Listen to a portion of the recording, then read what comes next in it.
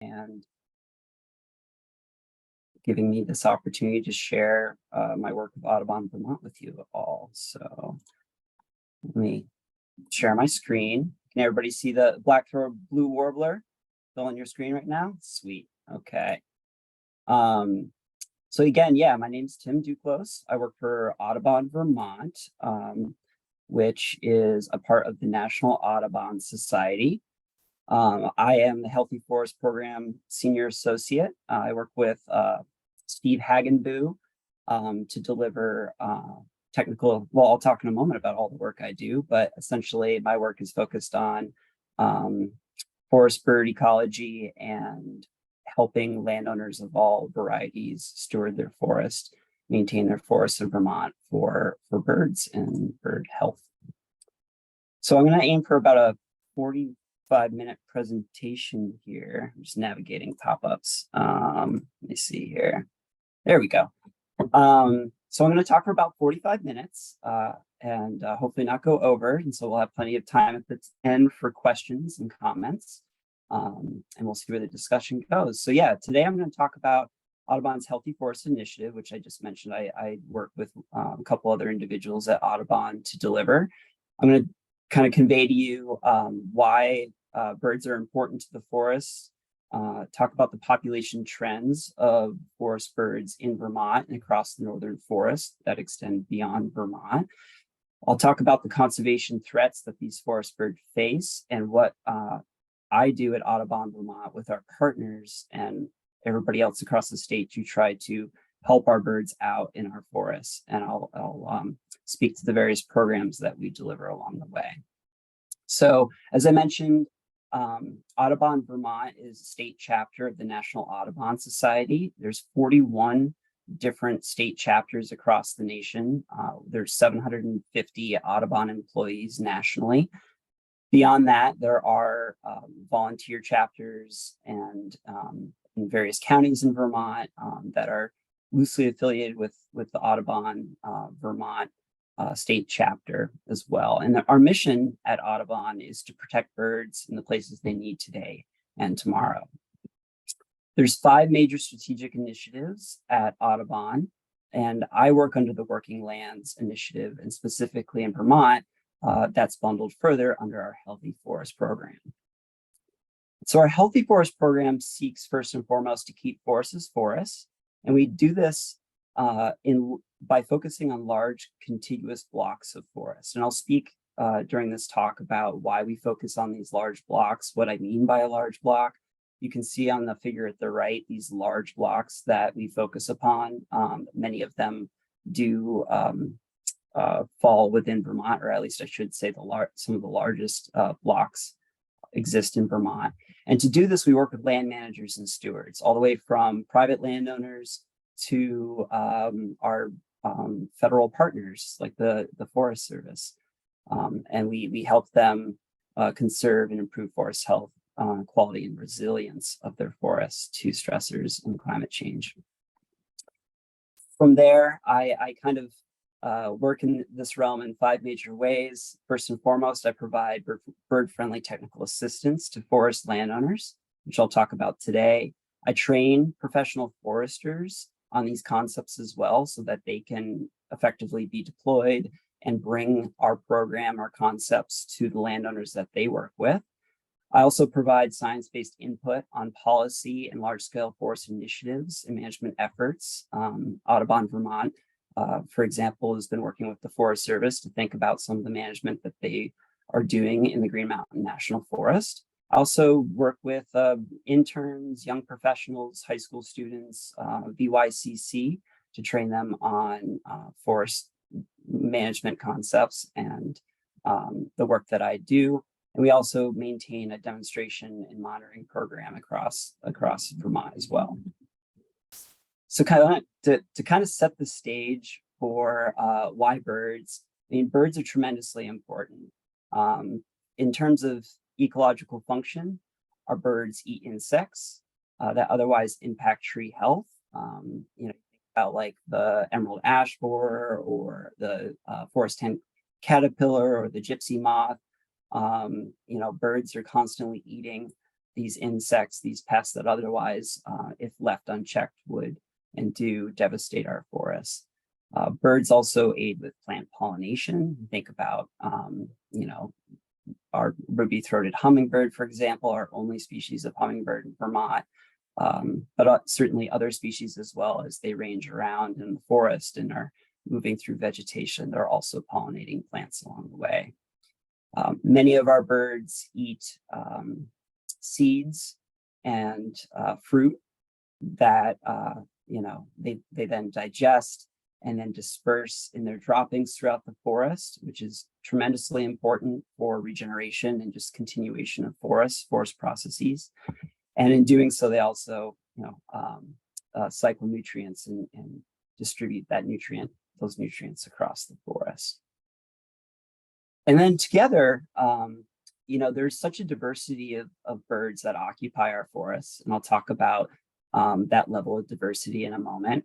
But together, the diversity of birds that exist in the forest really do absolutely reflect the richness of forest habitat that exists.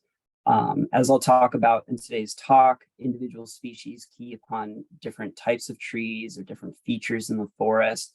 And so when you see the loss of one species or another, it really can directly indicate how that forest habitat has changed. And truly, it's like, our birds are the proverbial canary in the coal mine, in that when you see a major change in the forest community, or forest bird community, or the loss of individual species, that really says that something is going on in your forest. Looking at breeding bird survey data, which we've got decades of now across North America, here in the Northern Appalachian Mountains in Vermont specifically, we have the highest concentration of, or I should say the highest richness, the diversity of species of birds compared to much of North America. You can see where the blues here on this figure are much lower diversity, meaning the number of species found within a 5 kilometer square. And the hotter colors that range up into yellow indicate upwards of 80 to 100 individual species that can be found just within a 5 kilometer square area. Vermont has got some of the highest density, or richness, I should say, of forest birds. And it's logical that, from that, Audubon has done its own analyses looking at bird richness focused within these large forest blocks that I mentioned before. And 70% of Vermont has been found to be classifiable as an important bird area, meaning that these areas host, bird species that absolutely rely on these areas for breeding and continuation of their population. We've got areas of Vermont that host species of global significance, meaning that these species range across the globe in their life cycle. We've got areas that host birds that span the continent in their life cycle, and other birds that may just range within the state, but they're significant, in this region nonetheless. So Vermont is tremendously important for our forest birds, and therefore the work that we do at Audubon with our partners is tremendously important as well. And forest habitat as a community type really do host some of the greatest diversity of birds. When you look at grassland habitat or shrubland habitat, riparian habitats, aquatic habitats, forest habitat really does range up at the top in terms of the number of species that associate or otherwise occupy forests. Again, this is just more evidence for why working in the woods, working in the forest to conserve birds is tremendously important. Next, I'm going to kind of go through a couple keystone resources that we look to kind of understand how birds specific to Vermont are doing, and the distribution and abundance of those birds across Vermont. First, I'm going to highlight the Breeding Bird Atlas of Vermont. There's been 2 editions now that have looked at changes in effectively over 25 years in Vermont. And this atlas involves going out to every township and surveying for the birds that exist there, and then looking back and seeing, what birds do we see now that we didn't see before? What birds did we see before that we don't see now? And just in terms of, again, looking at richness, our forest hosts a lot of species of birds. On a town-wide scale, you can get upwards of 20 different species in a forest block. And of course, as you go to different forest blocks across Vermont, you get different species as well. And in total, it's been recognized that we have over 80 species of birds that associate with some form of forest habitat in Vermont. And I know this is just a list of birds, but these are those 80, or excuse me, these are 40 species of those 80 that we consider most dependent upon Vermont's forest based upon the data that we have available on their abundance and distribution in forest blocks. And I've kind of grouped them into 5 different habitat types here. These are also species, many of which are in population decline. And we focus, for that reason, we focus our work on all species, but these are the ones that we're definitely keeping closest track of. Many of them, you'll notice, fall within like high elevation spruce fir ecosystems or boreal ecosystems. Very top of the list I want to highlight is the Bicknell's thrush. This is a bird that is endemic to Vermont, meaning that it is found almost only in the state of Vermont, but it's also found in the Adirondacks, the White Mountains, Presidentials of New York, up into Maine. It also ranges up into Canada. This bird is a specialist that focuses just on the highest elevation habitats at the very top of our mountains. Other birds, bay-breasted warbler, rusty blackbird, those are like northerly species.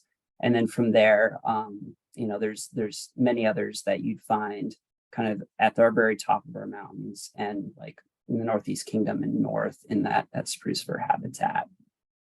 From there, the next largest group is our northern hardwood mature forest species, some of which hopefully folks are quite familiar with, like our wood thrush or veery, eastern wood pewee. These a lot of these are fairly common, but are declining. We also have species that occupy wooded streams and more riparian areas. Louisiana water thrush loves to nest in the stream bank and kind of tipped up root mounds and stuff. And then we've got other species that focus on, mixed forests, meaning it's, both like deciduous forest and coniferous forest, evergreen forest. These species also kind of mix with our northern hardwoods. And then lastly, we've got old field young forest species, 2 of which are like game birds. We've got American woodcock, ruffed grouse, but as well, we've got the chestnut-side warbler, mourning warbler. These species focus on open areas that have some kind of woody vegetation associated with it. To distill that list of 40 birds down to 12, I want to highlight most centrally what we call the birders dozen. So these are the species that Audubon Vermont have identified as our highest priority for protection among that 40 list that I just presented, given that they're all species that are at risk, given their life history, given their habitat association. They've got population trends that are not so well, or doing so well, I should say. They also significantly depend upon our forests so that we exist in like the core of their breeding range. Next, quite importantly, they also together represent a whole range of different forest conditions. So they really can be considered like the indicator species of the full range of forest conditions that we promote through our work.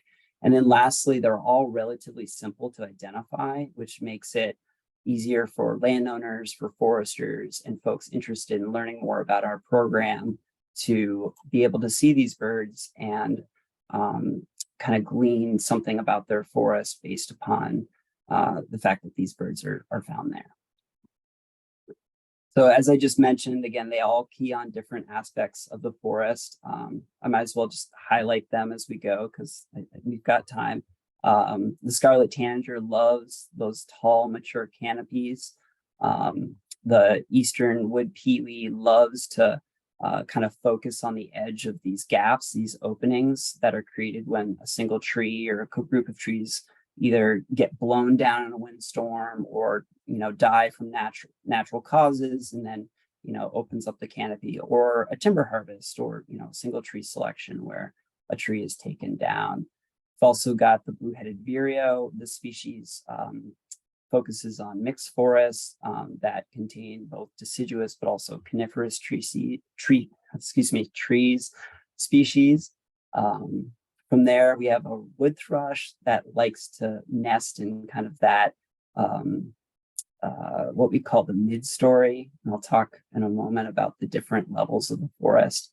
The mid-story is essentially like that middle area of the forest strata that's like above head height and ranges up to about 30 feet high. And so the presence of that species tells you a thing or two about the diversity of forest conditions as you go from the canopy to the understory. Yellow-bellied sapsucker is a woodpecker. It focuses on dead snags. These are dead trees that are in the woods. American woodcock is an old field species. So these migratory birds are one of the first to arrive in the springtime. If you've got a old grassland or hayfield in your backyard with some woods around it, you very likely will hear these birds kind of doing their breeding song and dance in the evenings in the summertime, or excuse me, the springtime, which is kind of like the first sign that spring is coming for me. Chestnut-side warbler, these guys focus on regenerating habitat, meaning stuff that is responding to a harvest or a natural disturbance is effectively kind of starting to grow back. It's really shrubby. They love shrubby stuff. So does the white-throated sparrow, the songster. The veery loves understory vegetation as well. This beautiful Canada warbler focuses on more coniferous forests, but they really like that moist understory vegetation, down woody debris. Black-throated blue warbler, they do the song that goes zee, zee, zoo, zee. They focus on the evergreen components within a deciduous forest, not unlike the blue-headed vireo. And then lastly, the black-throated blue warbler is a strong indicator of that understory habitat that exists in the forest. So if you have this species, you have some strong shrubs in your understory. So again, together, these all tell you the variety of forest habitat conditions that exist in the forest. This slide kind of just adds a visual to what I just walked you through in that illustration. Now, moving on to conservation concerns and kind of the mechanisms of why we do what we do and focus on these birds in particular. I want to highlight this really seminal paper that came out a couple of years ago in Science that looked at the breeding bird survey data, our most robust data set going back decades, 50 years, looking at birds across North America. And the data show quite clearly that we've lost upwards of 3 billion birds in the last 50 years, which is a tremendous amount of birds gone, particular to our eastern forests. We've seen 60% decline in the wood thrush, one of those indicator species of particular forest habitat conditions. 170 million birds. It's a lot of birds. The hardest hit among our birds are the migratory birds, the species that range outside of their breeding grounds in the wintertime. They go somewhere else. I'll speak later about the exact mechanisms that they face, but I'll just say right now, they're vulnerable in that they are not only dependent upon quality habitat during the breeding season, during the summer, and but they're also dependent upon favorable conditions along migration. You know, they have really far distances to go, and they've got a whole host of challenges they face during migration. And then they're also completely dependent upon conditions on their wintering grounds, which may be in a very different part of the world, facing a whole different suite of socioeconomic issues, land use issues, environmental issues. So that said, focusing on our birds here in Vermont, another one of the surveys that we look closely to tell us a thing or two about how our forest birds are faring is Vermont Centers for Eco-Studies work, and specifically their forest bird monitoring program, which has been running for over 25 years, well over 25 years at this point, actually coming up on 35 years. They've been monitoring forest birds at sites across the state. I participate in that program, monitoring here at Merck Forest out in southwestern Vermont. And their data has shown a decline in our forest birds.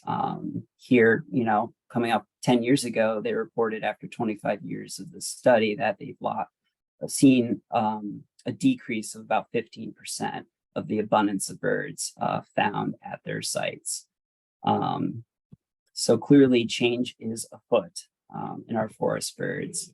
To look at their research in this monitoring program specifically, a bit further, you can kind of break up the changes that they've seen in their forest birds based upon like life history, right? So the greatest decline is that they've seen is among aerial insectivores, so birds that focus on picking insects out of the air, or flying in and picking insects off of branches and whatnot. From there, low canopy foragers are the second most in decline, as are canopy nesters, ground nesters, our short distance migrants, single brooded, neotropical migrants. Neotropical meaning those are the warblers, the migrants that are going all the way from here to the Caribbean and Puerto Rico and whatnot. And notably, the trends that they're seeing here in this study decently match with what we're seeing, and I previously reported from the breeding bird survey data. Returning to the Breeding Bird Atlas of Vermont, again here, looking over 25 years, we've seen significant change as well in our upland shrub birds and our interior forest birds, almost as much as we've seen a change in our open wetlands.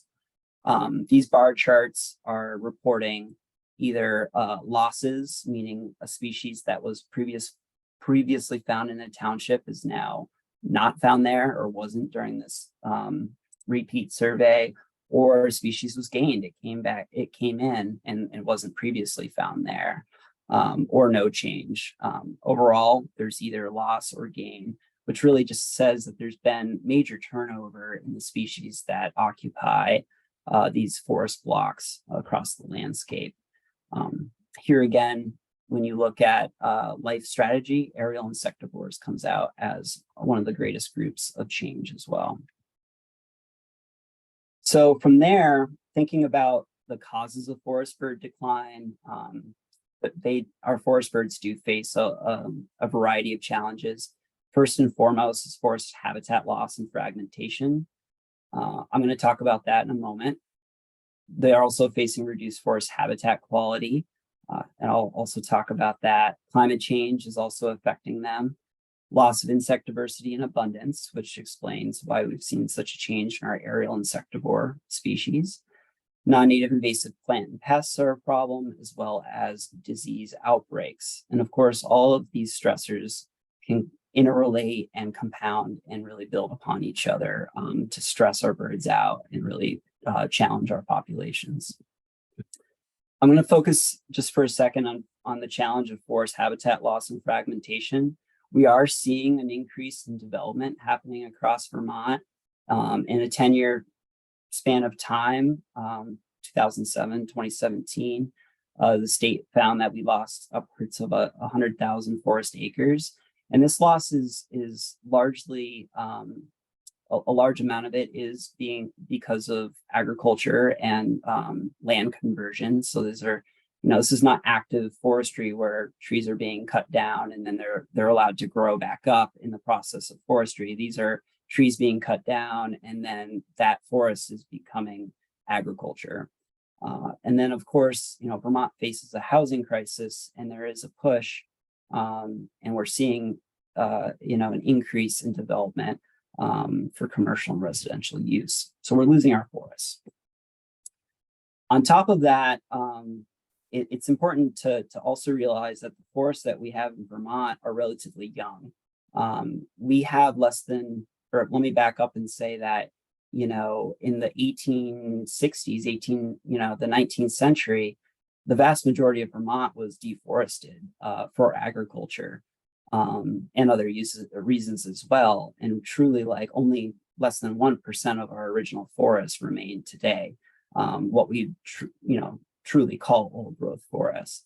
And so the forest habitat that exists now is totally better than having no forest at all, but it's certainly not as good as it was before colonization and subsequent land clearing. And so the work that I do is really trying to, when the conditions warrant it, try to promote kind of a restoration of forest conditions to pre-colonization conditions.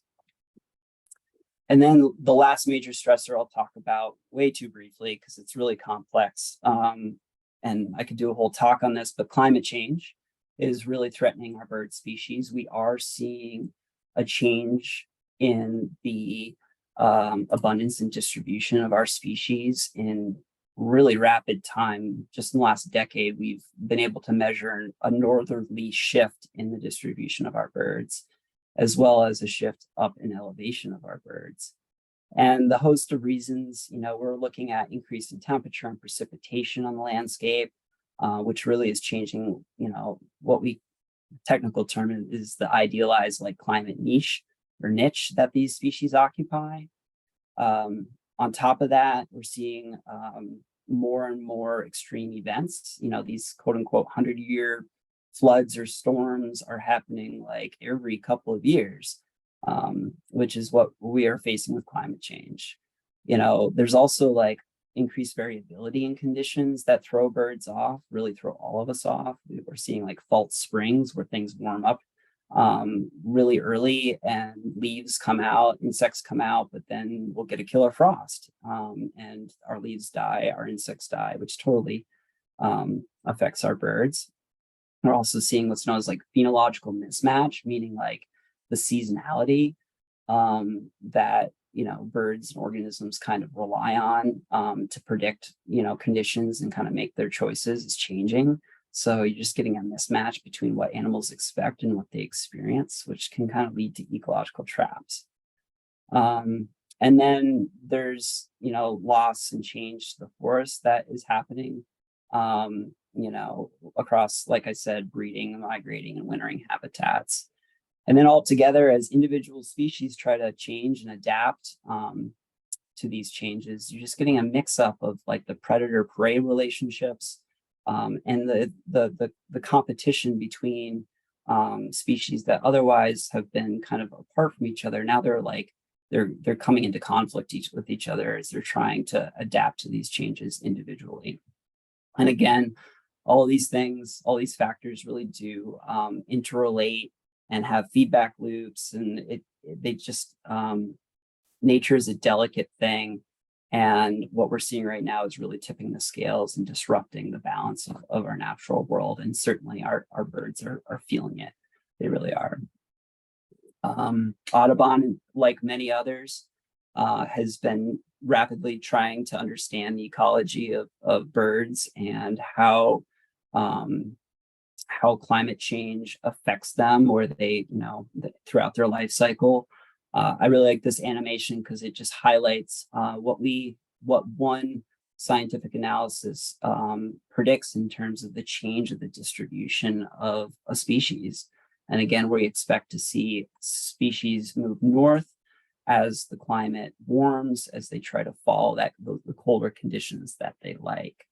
And so here, yeah, between 20, to over 80 years, this one model shows that the wood thrush is largely going to want to go up into northern Canada and disappear out of the southern US. So moving on to action, what can we do? And from here, these are the basic principles of what I preach in our program, alongside our partners as well. So across the board, really, first and foremost, it's a matter of maintaining forest as forest, right? So I spoke about how we're seeing increased fragmentation of the landscape from roads and from development. We're seeing a loss of forests. The birds and all organisms need the forest. And they need these forests to be connected across the landscape so that they can move and adapt to a changing climate. The climate on our planet has changed before, and it changes in cycles, but the change happens much more gradually than the change that we're seeing now. And the forests that existed before, when the climate changed, were connected, and they were not already impacted and fragmented from compared to what we have now. And so the species on our landscape now don't have the conditions that they've had before, generally speaking, to be able to adapt to the change that's happening in our climate. And there's an effort across partnerships to try to focus on maintaining forests and habitat connectivity across the state. I spoke to the important bird analysis done on the part of Audubon that looked at the density of breeding birds in these core habitats. This helps us focus our work upon these areas. And we also heavily rely on Vermont conservation design, which is an exercise that has looked and maintains a very holistic look at kind of the portfolio of forest habitat conditions across the landscape of Vermont, and sets a foundation on which conservation practitioners across the state can identify kind of targets for maintaining a proportion of forest habitat in each of these ecoregions, which are delineated on this map. Hopefully you can see my cursor, in red. And a lot of this work, again, it focuses on maintaining these large habitat blocks, these forest blocks that are connected. And this is my greatest hope for what we can do across the Vermont landscape, which is to maintain forests as forests in connectivity across these blocks.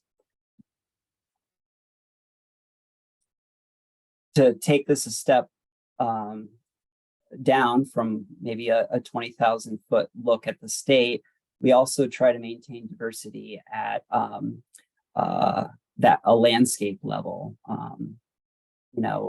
which is to say, kind of when we work with landowners, we look at what exists within 2,500 acres around a forest block to kind of understand the location of that parcel, that landowner's parcel, to these large connected forest blocks.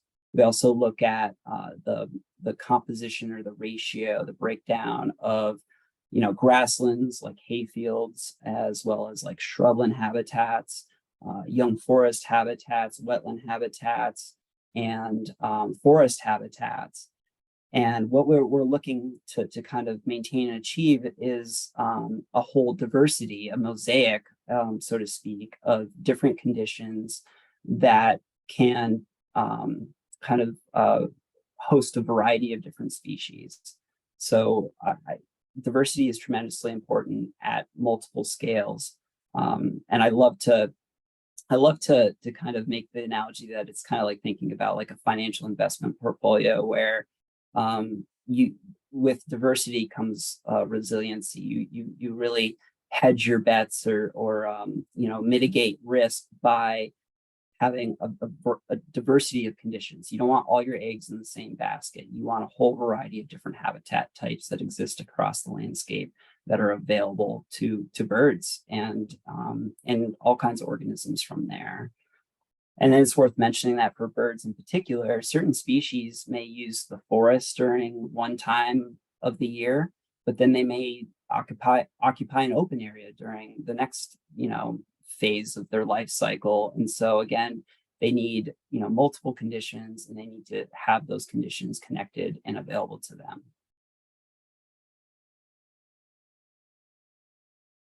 Taking things a step down, even closer view to the ground at like the stand level, stand being like a geographic unit of area of conditions that are quite similar. This is the unit in which foresters look to make assessments and plan treatments to improve that forest unit, that stand of trees. We look for diversity at that scale as well. The backbone of the work that I preach and talk about here that is of direct benefit to birds really falls under this umbrella of ecological silviculture. So this is the discipline of ecological silviculture is taking, it's really taking off. And it really seeks to incorporate goals of forest productivity, production, growth of trees with ecological benefits that can come along the way as a result of how you manage the woods. So basically it's trying to help the woods function better on their own. And again, the forest ideally naturally would do its own thing. And, we don't need to manage the woods if it wasn't for the fact that the human species haven't already like completely impacted the forest. And the forest we have now is a result of massive land clearing. And so it's not always the case, but often it is the case that there's an opportunity to help the forest become more diverse and to kind of return to those older forest conditions, and often through a particular type of forestry, ecological forestry. So this photo kind of exemplifies that heavily impacted forest that is in its early stages of returning to a more complex forest. This is what we would call like an even age forest in this photo, where the trees are all largely the same age, the same size. When you look at what's existed on the forest floor versus what's in the mid-story, kind of that in the middle of the photo versus the canopy, a lot of what we see here exists kind of in the canopy. There's not a whole lot of structure or species diversity in that mid-story or understory. And so this is a forest I'd look at and say, okay, maybe there's an opportunity here to do some work to kind of help this forest become more diverse and therefore be better for a greater variety of birds. And this photo, I think, does a better job of showing the ideal diversity. So here you can just see, if you look between the two, how this second photo, things are a lot, I guess you'd say, messier. They're a lot more vegetated. You've got like a developed understory. You've got some mid-sized trees that occupy, the middle of that forest vertical strata. And then you've got these larger mature trees that exist over top. So you really have a whole variety of conditions across the forest here. So this is what we're looking to do. We're looking to try to take forests from this and turn them into this. I'd love to kind of pitch a recent publication out of Tony D'Amato's lab at UVM. This publication is called Restoring Old Growth Characteristics. And it really is one of the best, most recent documents available to folks to really think about how we, again, kind of return our forests back to these old forest conditions. Specific things we look for in the forest are these canopy gaps, which really, result from, some kind of disturbance. Like you can see a wind storm blew this tree down, broke it in half, which then allows for more light to penetrate into the forest floor and stimulate, regeneration and growth. That development of that understory habitat, which is important for species like the black-throated blue warbler. Notably, canopy gaps can also be created through forestry, through taking out an individual tree for firewood or for sale.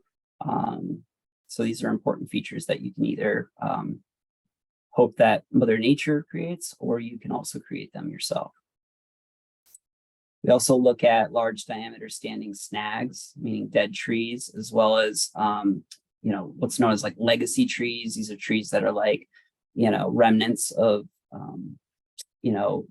time before land clearing. If you ever walk through the woods and you find a massive maple that's so much bigger than anything else, no doubt that tree survived deforestation, and maybe it was like on the edge of a field, or it was like a marker tree. But either way, like these large trees are super important habitat features, as are the trees when they die. They form what we call coarse woody material on the floor, which they themselves decompose, host insects that birds eat.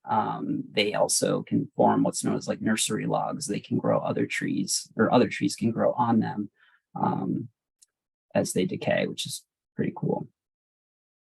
And again, we look at a whole mixture of different tree sizes. So we want those large diameter overstory trees, and we also want some of the smaller diameter younger trees that are growing up below and into those overstory trees. Taken all together, I just all covered this, but I just love this illustration that really, again, shows those snags. It shows the canopy gaps that we want, that stimulates understory regeneration. We want a mixture of smaller trees that exist below medium-sized trees that exist below older, mature trees that form a canopy. It's just, again, diversity is tremendously important.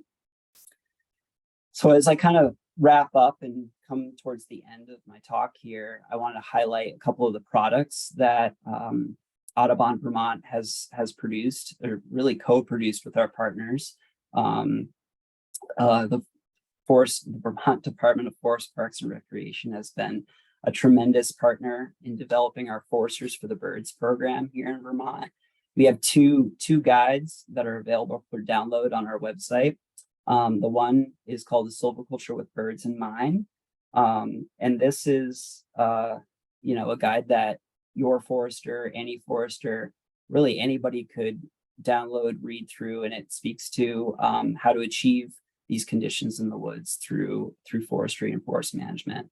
And then we also have more of an illustrative guide looking at those 12 focal species and their particular habitat needs. And this guide is called the Birds with Silviculture in Mind Pocket Guide.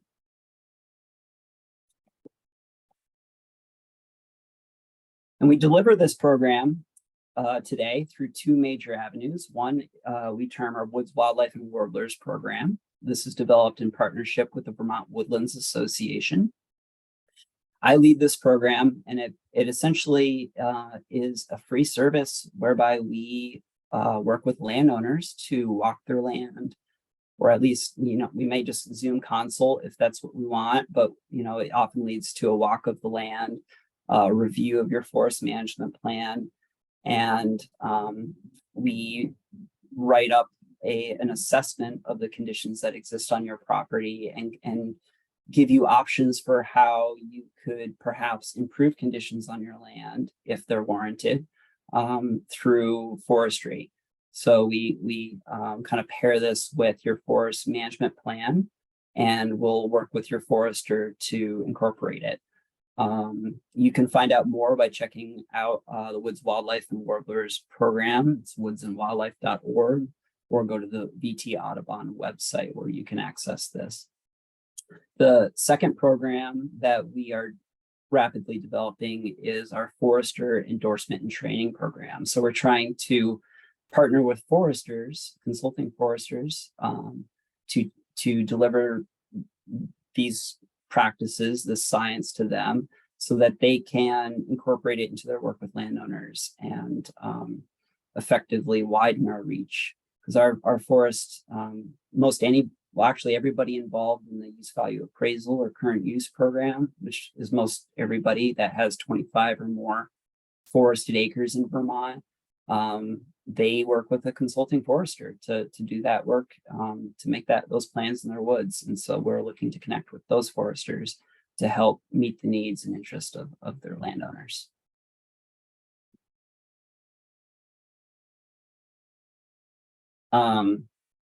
Ideally, but not necessarily, we're looking to work with people with 25 or more acres. We really like to work with folks that are intentional about further developing their land management plan, and undertaking management when the conditions warrant it.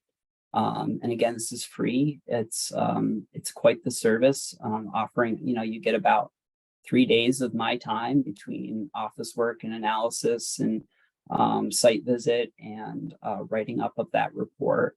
And then we're building kind of a system whereby we're trying to deepen our relationship with our landowners and to kind of see where their land management stewardship goes going forward, because we really do want to keep a pulse on what people are interested in, what they need, and how we can meet that need. And it's been a tremendously successful program. In the last 8 years or so, we've worked with 131 landowners that have well over 30,000 acres of forest in Vermont. So it's people really value what we bring to the table. I think there's a lot more opportunity for us to work with more people and continue to develop this program. So I definitely want to put that up there as something that we're offering. And if you are a landowner that thinks that you have an opportunity for us to work together, I'd love to hear from you and see what we can do together. I want to finish on a high note here, which is to kind of relay the most recent State of the Birds report. Again, looking at the same data that kind of showed that we've lost 3 billion birds.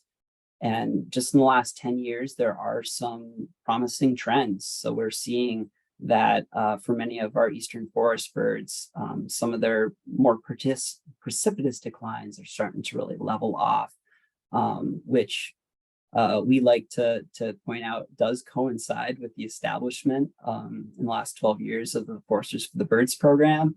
But by no means is this a sole reflection of Audubon's effort, because there are so many partners that are working together with our landowners and other landholding entities to conserve this landscape. It really is an all hands on deck effort to help our birds and help our forest continue into the future. So with that, I just want to thank you all for your time and attention. And again, encourage you to take note of my email, take note of our partners and our websites, and please reach out if you have any interest or questions. Speaking of which, I guess I'll stop sharing my screen and open up the channel for questions. Thanks, guys. Thank you, Tim. That was really interesting. Before we get to the questions, I just want to plug some of our future working woodlands that are super related to a lot of the things Tim described today.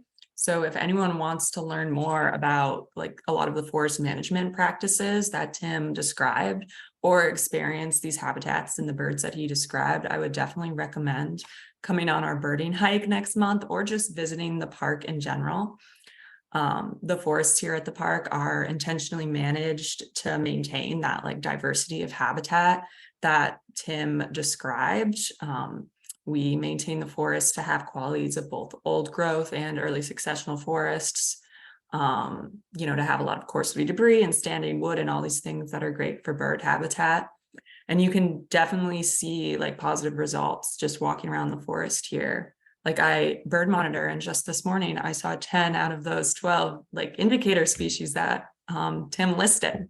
So if you want to come see those birds, I recommend coming on our birding walk next month. All right, there's some questions in the chat. If you'd like to read those, Tim. Thank you. Oh, sure. I'll start at the top. How about that?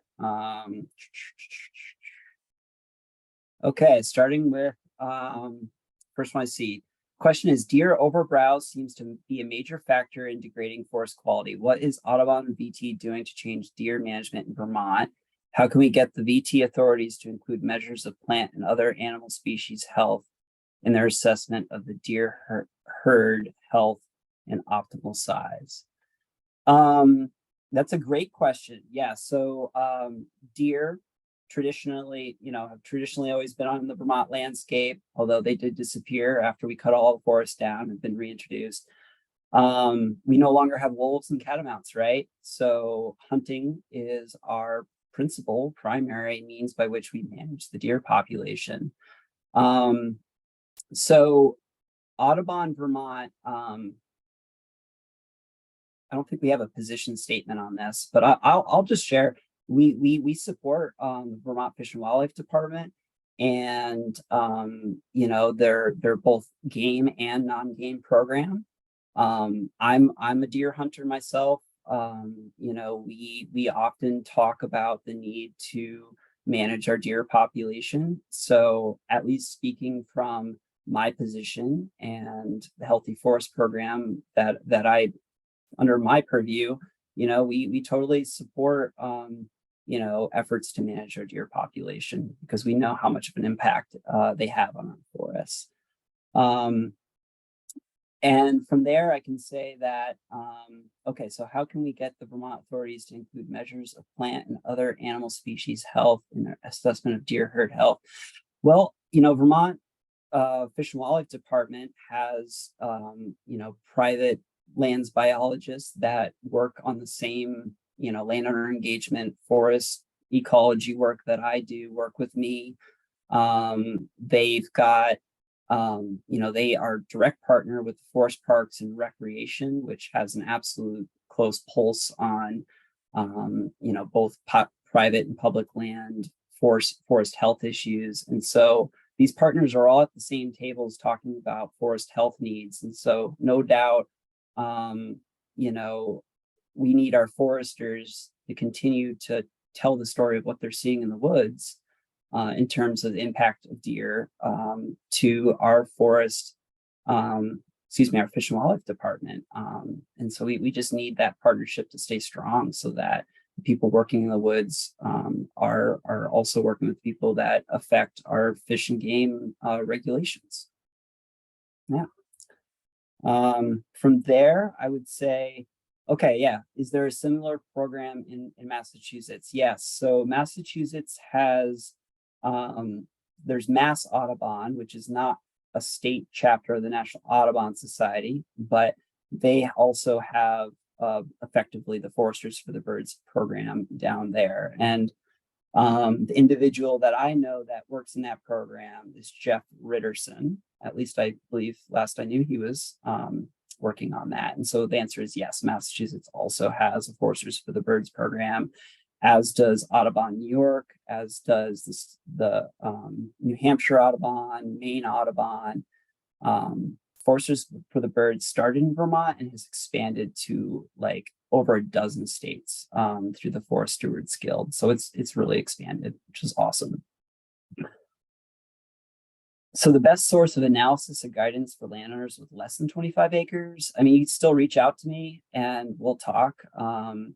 And I'll Zoom with you. I would encourage you to look at our Healthy Forest page on our website that has, I mean, any principles that we put out there is relevant to anybody with forest at any scale. And so I almost hesitate to put acreage up there because I don't want to be exclusive at all. So I would just say, reach out to me, go to our website and read into the Silviculture with Birds in Mind and the Birds with Silviculture in Mind guide. I believe the next question might be for you, Jillian. Where's the next month's walk specifically? Sure. Yeah, I yeah. answered that in the chat. It's on July 15th. I believe it starts at 8 a.m. And if you need more info, feel free to email me. Perfect. Does anybody else have any questions? Large or small?